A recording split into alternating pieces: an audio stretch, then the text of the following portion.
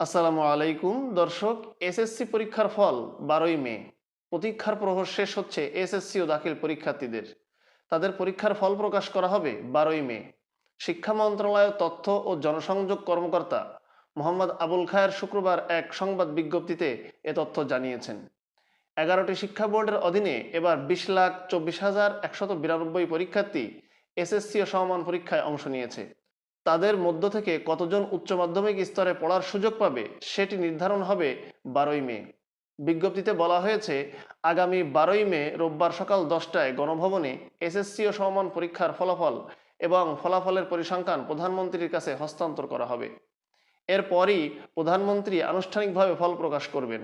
অতঃপর শিক্ষা বোর্ডগুলোর ওয়েবসাইট ও স্কুলগুলো থেকে শিক্ষার্থীরা ফল জানতে পারবেন।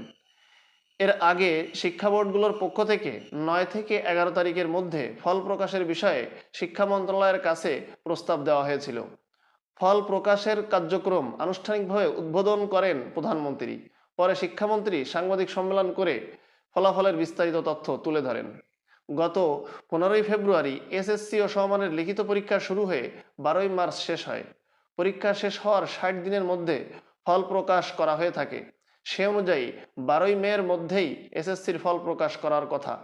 11টি শিক্ষা বোর্ডের অধীনে এবার 20,24,192 জন পরীক্ষার্থী এসএসসি ও সমমানের পরীক্ষায় অংশ নিয়েছে। এর মধ্যে 9টি শিক্ষা বোর্ডের অধীনে পরীক্ষার্থী ছিল 16,06,879 জন। মাদ্রাসা শিক্ষা বোর্ডের অধীনে দাখিল পরীক্ষা দিয়েছেন মোট 2,42,314 জন। কারিগরি শিক্ষা বোর্ডের অধীনে এসএসসি ভোকেশনাল ও দাখিল ভোকেশনাল পরীক্ষায় পরীক্ষা দেন 1,26,373 জন। আজ এ পর্যন্তই। আল্লাহ হাফেজ।